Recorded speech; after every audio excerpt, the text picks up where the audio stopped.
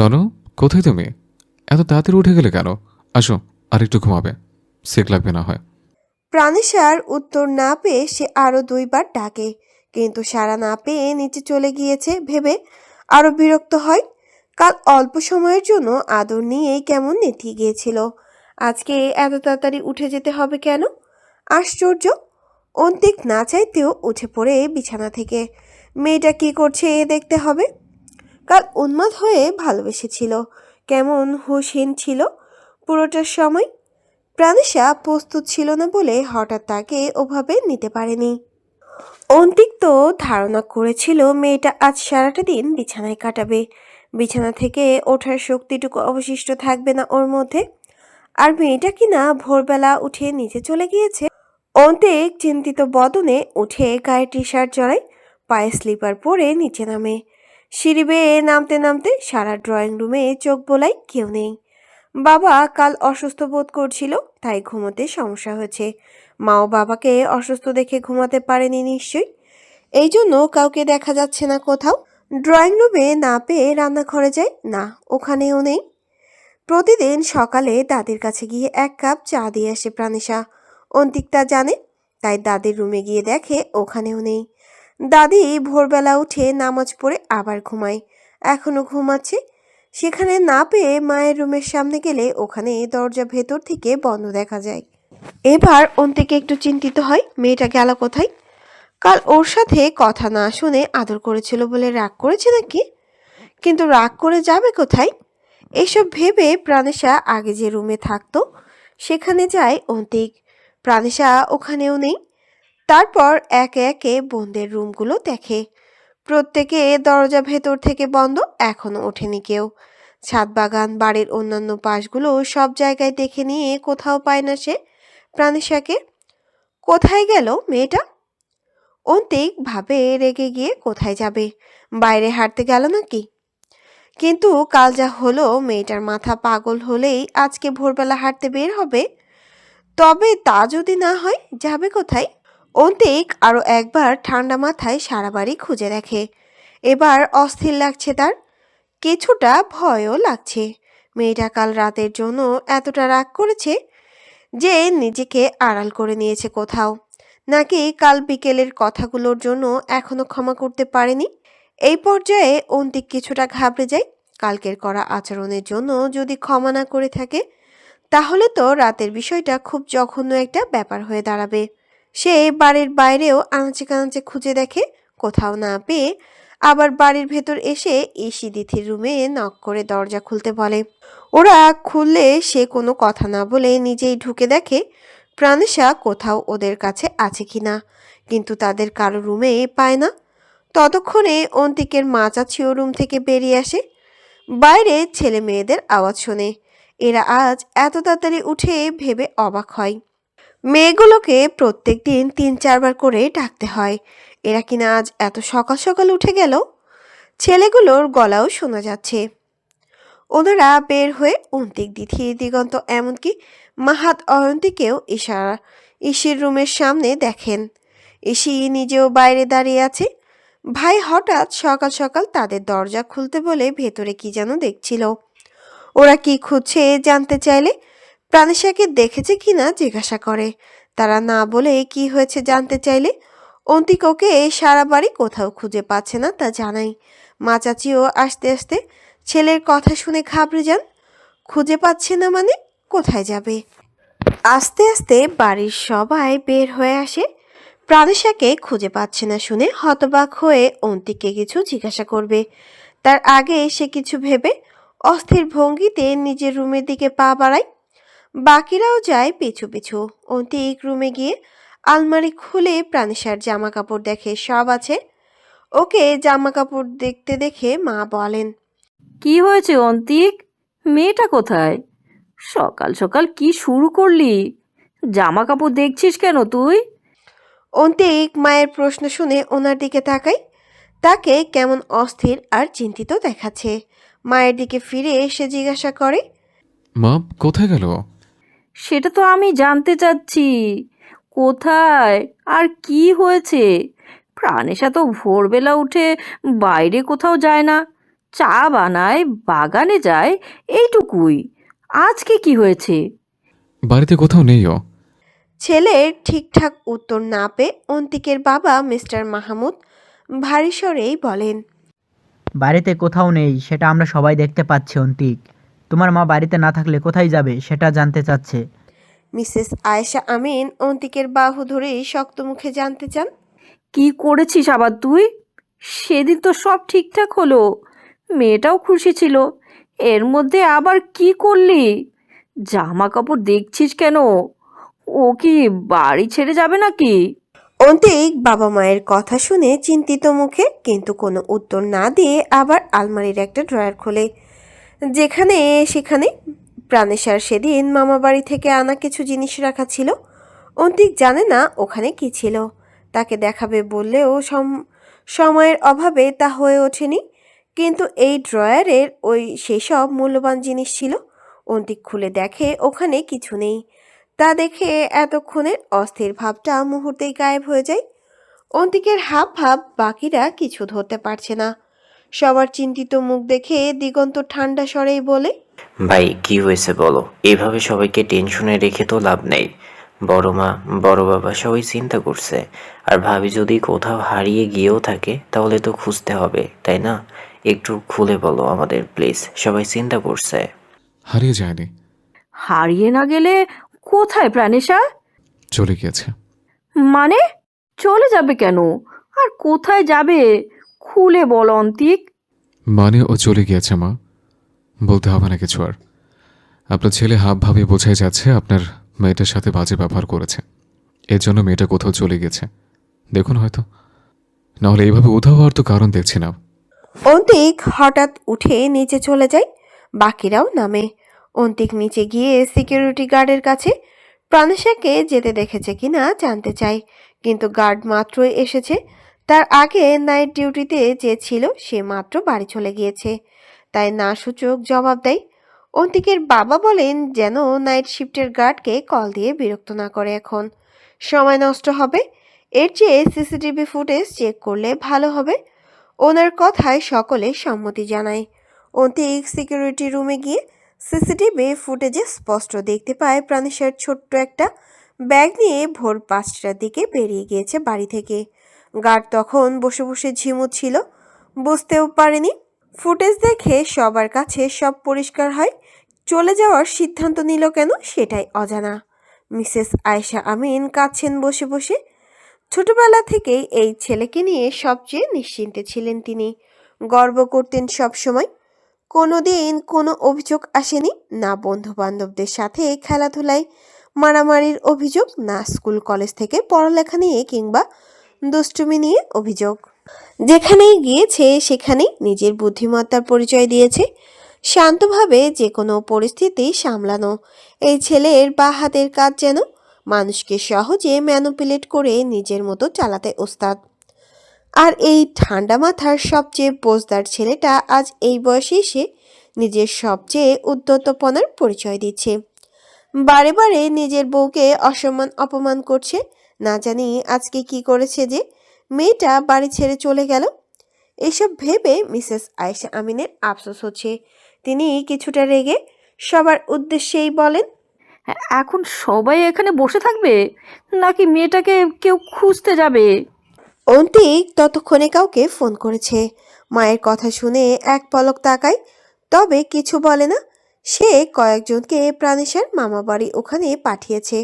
প্রাণেশা ওখানে গিয়েছে কিনা তা জানতে। তবে যদি না গিয়ে থাকে তাহলে ওর মামা বাড়ি কেউ জানে ব্যাপারটা বুঝতে না পেরে সেদিকে খেয়াল রাখতে বলে। খবর আসতে অন্তত আধা ঘন্টা তো লাগবে, কিন্তু অন্তিকের মন বলছে প্রাণেশা ওখানে যাবে না। তাই সে গাড়ি নিয়ে কোথাও বের হয়ে যায়। দিগন্ত আর মাহাদও খুঁজতে বের হয়। ওরা নিজেদের মতো চারিদিকে খুঁজতে থাকে। অন্তিক গিয়ে প্রথমে তাদের বাড়ির রাস্তা থেকে প্রাণেশার মামা বাড়ির রাস্তাটা একবার চক্কর দেয়। তারপর ওকে না পেলে আশপাশের সব জায়গায় খুঁজে দেখে। অন্তিক প্রথমে প্রাণেশাকে না পেয়ে অস্থির ছিল, তারপর ও চলে গিয়েছে বুঝতে পেরে কেমন একটা শান্ত হয়ে যায়। মেয়েটা কালোকে ক্ষমা করেনি তা স্পষ্ট। অন্তিকের ভুল। কাল ইরফানের থেকে জেনেছে ক্যাফেতে ছেলেটা ওর বোনের স্যার। এরপর ক্ষমা চেয়ে নেওয়া উচিত ছিল, কিন্তু তখন কাজের চাপে মাথা ঠিক ছিল না। যা মুখে এসেছে বলে দিয়েছে। অন্তিকের এই পর্যায়ে কেমন পাগল পাগল লাগে নিজেকে। প্রাণিশাকে ভালো খারাপ কিছু বললে সে তো উত্তর দিতে পারে না, অন্তিককে কড়া গলায় জবাব দিতে পারে না।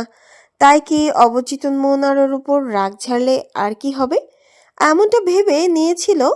হবে হয়তো, না হলে আগে তো কখনো এমন স্বভাব ছিল না তার। নিজের ভুল বুঝতে পারার পর অন্তত প্রাণেশার রাগটা ভাঙানো দরকার ছিল।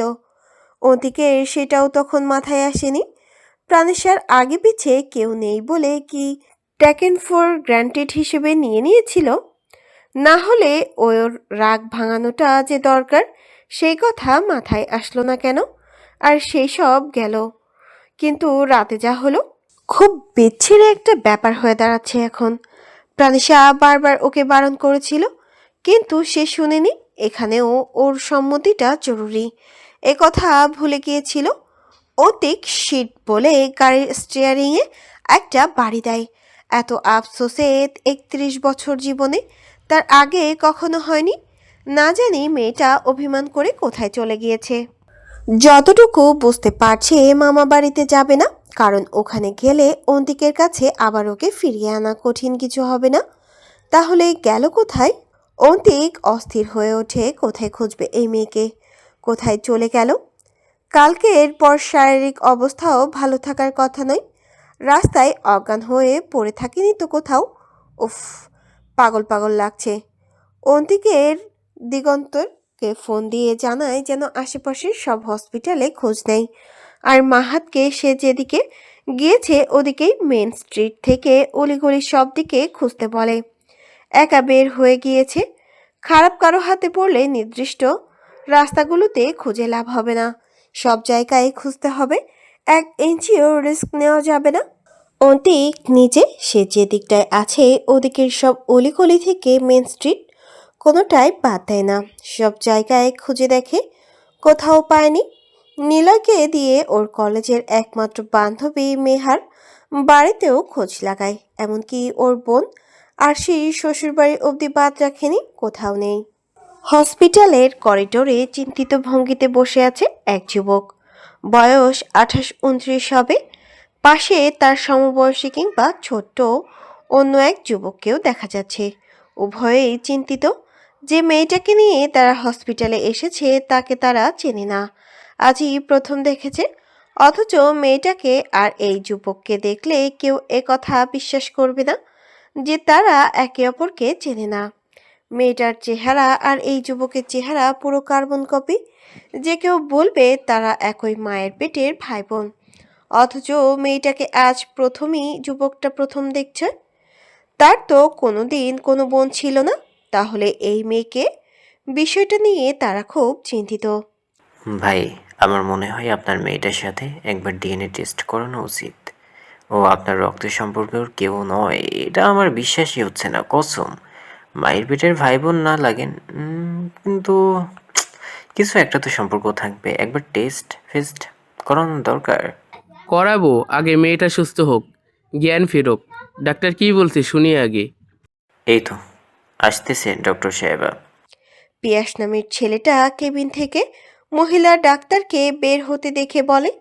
ডক্টর ফাতেমা তাদের সামনে এসে বললেন, আপনাদের মধ্যে পেশেন্টের গার্জিয়ানকে? ডক্টরের প্রশ্নে পিয়াস প্রথম যুবকের দিকে ইশারা করেই বলে, ভাই, গার্ডিয়ান। ওনাকে বলেন কি বলবেন।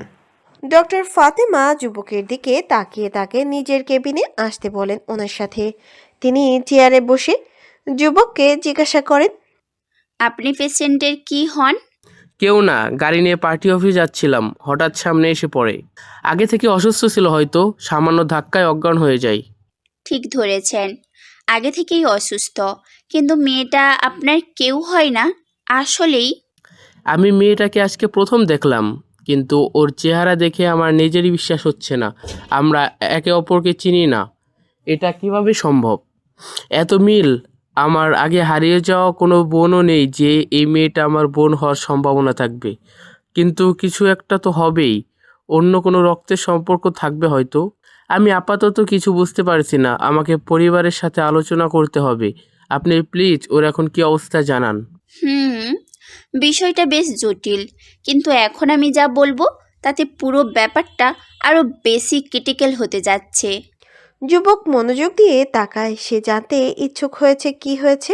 শুনুন মিস্টার ফারদিন, আপনাদের মধ্যে আদৌ কোনো রক্তের সম্পর্ক আছে কি নেই সেসব পরের ব্যাপার। আপাতত বিষয়টি অন্য পর্যায়ে জটিলতায় আছে। মেয়েটা শারীরিকভাবে ভীষণ দুর্বল, তাই অজ্ঞান হয়েছে। অ্যাক্সিডেন্টে তেমন একটা ক্ষয়ক্ষতি হয়নি। তারপর একবার গাঢ় দৃষ্টিতে সাহিলের দিকে তাকিয়ে বলতে শুরু করেন। ওর শরীরে কিছু অযাচিত এবং তাজা চিহ্ন দেখে আমরা ওকে বিবাহিত কিনা জিজ্ঞেস করেছিলাম। সে তখন কিছুটা হুঁশে ছিল, মুখে কিছু না বললেও মাথা নাড়িয়ে না বুঝিয়েছে। তারপর কিছু টেস্ট করিয়ে যা বুঝলাম, someone has been intimate with her within the last 24 hours. এখন মেয়েটা যদি বিবাহিত না হয় তাহলে ব্যাপারটা কি দাঁড়াচ্ছে আই থিঙ্ক বুঝতে পারছেন। আমি প্রথমে আপনাকে ওর বাড়ির কেউ ভেবেছিলাম, কিন্তু সেটা যেহেতু নয়, আমাদের কাউকেই ওর সাথে এই বিষয়ে কথা বলতে হবে। সাহিল ফারদিন মনোযোগ দিয়ে সবটা শুনে ওর রক্তের সম্পর্কের কেউ হবে তা সে নিশ্চিত। তাই ডক্টরের কাছে এই ধরনের কথা শুনে ধাক্কা খায় সে। যদি ওর কেউ হয়ে থাকে তাহলে প্রথম পরিবারের কাউকে পেল মেয়েটা, অথচ এমন বাজে একটা ঘটনার মুখোমুখি হয়ে মেয়েটা ওর কিছু একটা হবে তা সে ধরেই নিয়েছে। তাই আপন কারো সাথে এসব হলে হলো ভেবে তার চোয়াল শক্ত হয়। ওকে সরাসরি জিজ্ঞেস করুন কিভাবে হলো আর কে করেছে। নাম, চেহারা কিছু মনে আছে কি না জিজ্ঞেস করুন, তবে ফোর্স করবেন না। বলতে চাইলে বলবে, না হলে এখন জিজ্ঞেস করার দরকার নেই। আর পুলিশকে ইনফর্ম করবেন না, আমি দেখব ব্যাপারটা। আপনার আগে আমার কাছে ওর ডিএনএ টেস্ট করান দ্রুত। ডক্টর ডিএনএ টেস্ট করিয়েছে, 25% ডিএনএ মিলেছে। তার মানে মা অথবা বাবা কেউ একজনই একই, কিন্তু বাবা মা একসাথে একই নয়। সাহিল তার বাড়িতে ফোন দিয়ে বিষয়টা জানায়। তারা আসছে। এর মধ্যে ডক্টর জানায় মেয়েটা এসব নিয়ে মুখ খুলছে না। কোনো রকম সেক্সুয়াল আসল্টের শিকার হয়েছে কিনা জানতে চাইলে সোজা না বলেছে। সাহিল আপাতত এই বিষয়টা কাউকে জানায় না। ডক্টরকেও মানা করছে, সব কিছু গোলমেলে লাগছে তার। মেয়েটা হঠাৎ তার গাড়ির সামনে এসে পড়ল, অজ্ঞান হলো। তার মধ্যে কনফিউশন ঢুকিয়ে দিল। এখন জানালো তারা ভাই বোন, মানে কি? আবার সে অ্যাসাল্টেড হয়েও অস্বীকার করছে। ভয় পেয়ে কি? হয়তো এই ব্যাপার পরে ওর সাথে কথা বলতে হবে, আগে একটু সুস্থ হয়ে স্থির হোক। ভয় কাটলে তাদের ওপর বিশ্বাস আসলে তারপর এই ব্যাপারটা দেখা যাবে। এখন মেন্টাল সাপোর্ট দরকার সবচেয়ে বেশি। সাহিলের বাবা, দাদি, ফুপি আর চাচা আসেন হসপিটালে। সাহিল ঘটনা সংক্ষিপ্তভাবে তাদের জানিয়েছে। তারা সবাই এসে কেবিনে গিয়ে প্রাণিশাকে দেখে। মেয়েটা তখন ঘুম। ওনারা সবাই ধারণা করতে পারেন প্রাণিশাকে কে হতে পারে। এর মধ্যে নার্স প্রাণিশার কাছে যে ব্যাগ ছিল তাতে কিছু ছবি পেয়েছিল। জানালে সাহিল সেসব হাতে নিয়ে দেখে তার ছোটবেলার একটা ছবি আছে আর মামুনির ছবি। সাহিল এসব দেখে পাথর বনে যায়। সে বাবার দিকে তাকিয়ে দেখে বাবাও মেয়েটার দিকে অবাক চোখে তাকিয়ে আছে। বাকিরাও সাহিলের ছোটবেলার ছবি আর আলিজা আহমেদের ছবি দেখে যা বোঝার বুঝে যায়। অবশ্য ওর চেহারা দেখে কিছুটা ধারণা করেছিল। সাহিলের সাথে চেহারা মিললেও চোখ দুটো হুবহু আলিজা আহমেদের মতো। প্রাণিশা এখন তার বাবা বাড়িতে আছে। হসপিটাল থেকে এখানে আনা হয়েছে তাকে। যদিও সে আসতে চায়নি, কিন্তু ভাইয়ের কথা আর অনুরোধ অমান্য করতে পারেনি। প্রাণিশাকে পেয়ে তার বাবা বাড়ির সবাই ভীষণ খুশি। তারা কেউ কল্পনাও করতে পারেনি প্রাণিশার অস্তিত্বের ব্যাপারে। আলিজা আহমেদ যে কখনো একটা কন্যা সন্তানের জন্ম দিয়েছিলেন সে বিষয়ে তারা সকলেই অজ্ঞ ছিল এতদিন। প্রাণিশাকে পেয়ে তারা সকলে খুশি হলেও প্রাণিশা নিজে তেমন একটা খুশি নয়। সে কখনো চায়নি বাবা বাড়ির কারোর সাথে তার দেখা হোক। প্রাণিশা কাল অন্তিকের তার প্রতি কড়া আচরণের পর সিদ্ধান্ত নিয়েছিল যে বাড়ি ছেড়ে চলে যাবে। তবে তখনই দুটো দিন সময় নেবে ভেবেছিল, আর মামাবাড়ি অবধি ছিল তার ফিরে যাওয়ার ভাবনা। কিন্তু রাতে অন্তিক তার ওপর আবার যে নিকৃষ্ট কর্তৃত্ব ফলালো, তারপর সে আর ওই লোকের মুখোমুখি হতে চায়নি। সকালে এক আচরণ, বিকেলে এক আচরণ, আর রাতে আরেক। বহুরূপী লোক মামাবাড়ি গেলে সেখানে ফিরিয়ে নিয়ে আসতে চাই। এটা মাথায় আসার পর প্রাণিশা মেহার বাড়িতে 2 দিন থেকে তারপর মামাবাড়ি চলে যাবে ভেবেছিল।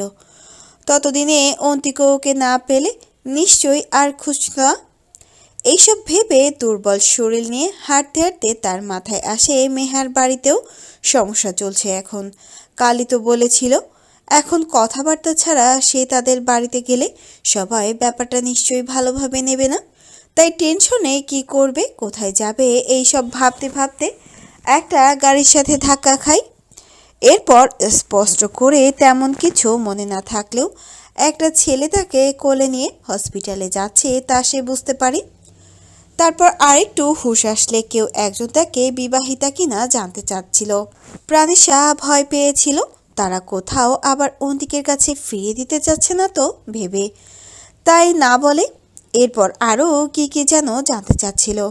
প্রাণিশা সেসব আমলে নেয়নি, বারবার মাথা নেড়ে না বুঝিয়েছে সে বিবাহিতা নয়।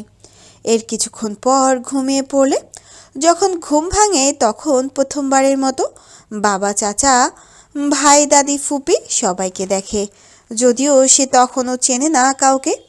তারা নিজেরাই নিজেদের পরিচয় দিয়েছে।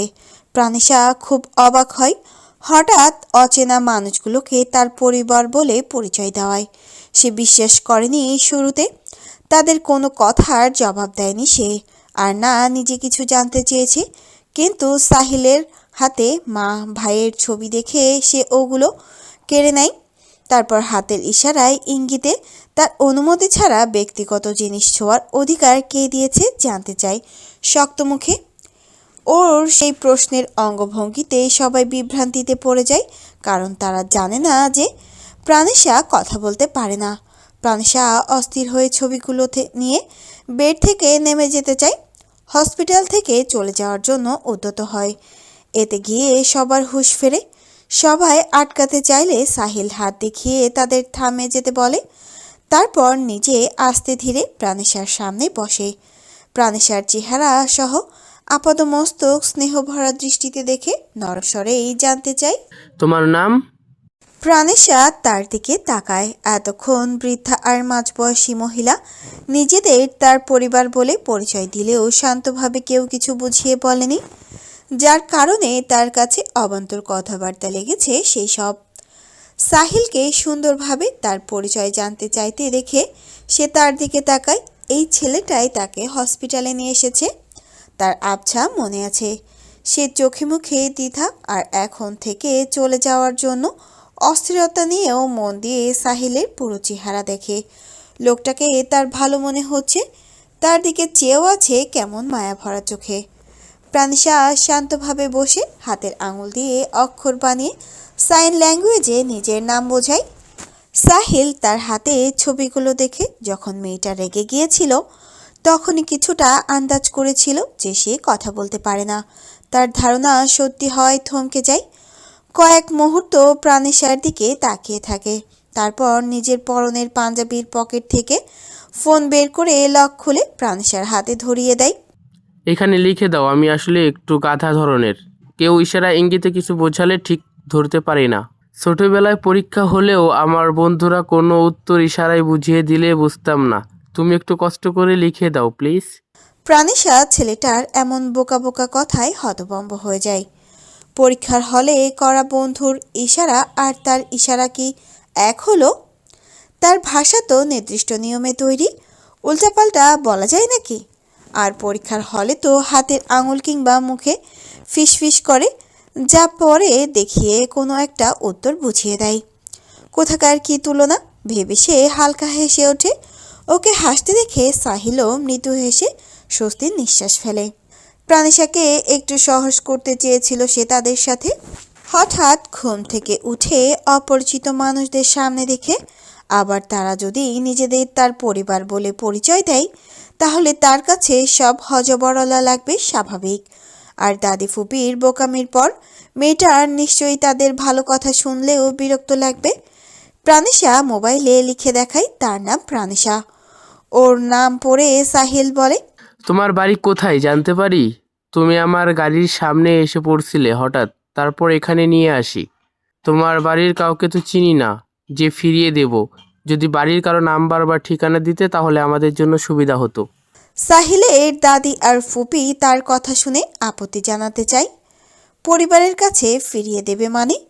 এতদিন জেনে থাকুক যার বাড়িতেই থাকুক, এখন তো তারা জানে মেয়েটা তাদের বংশধর, তাহলে ফিরিয়ে দেবে কেন? তাই তারা আপত্তি জানাতে চাইলে সাহিলের বড় বাবা চোখের ইশারায় তাদের কোনো কথা বলতে বলেন না। মেয়েটা এতদিন কোথায় ছিল, কিভাবে ছিল জানতে হবে তো নাকি? আর এভাবে কোনো কথাবার্তা ছাড়া নিজেদের তার পরিবার দাবি করলে মেয়েটা উল্টো তাদের পাগল ভাববে, নয়তো খারাপ কারো হাতে পড়েছে ভাববে। তাই সাহিল যা করছে তা করতে দিতে তাদের চুপ থাকতে বলে।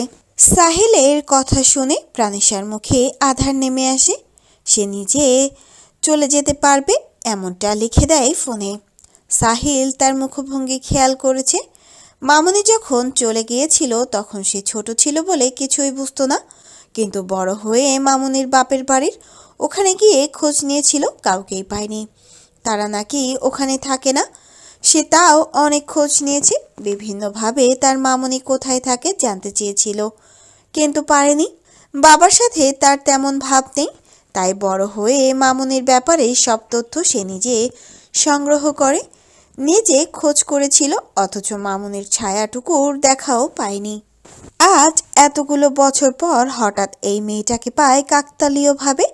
জানতে পারে মামুনির মেয়ে হয় সে, তার বোন। সাহিলের যে কেমন অনুভূতি হচ্ছে তা সে বোঝাতে পারবে না কাউকে। বোনকে পেয়েছে তার মানে মামুনিকেও পাবে, কিন্তু বাড়ির লোকের কথা জিজ্ঞেস করতে মেয়েটা চেহারার অন্ধকার করে নিল কেন? মামুনি কি অসুস্থ? কি হলো বলছো না যে? তোমার মা কোথায়? তোমরা কোথায় থাকো? আমাকে বলো, আমি তোমাকে তোমার মার কাছে দিয়ে আসি। তোমার কাছে এনে দিই, বলো। সাহিল নিজের অস্থিরতা লুকানোর চেষ্টা করে কোনোভাবে জানতে চায়। উদ্বিগ্ন চোখে চেয়ে আছে প্রাণিশার দিকে। পেছনে সাহিলের বাবা সজল ফারদিনেরও একই অবস্থা।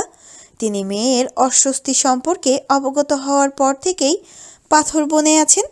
আলিজা নিজের গর্ভে তার সন্তান নিয়ে অপমানিত হয়ে বাড়ি ছেড়েছিল।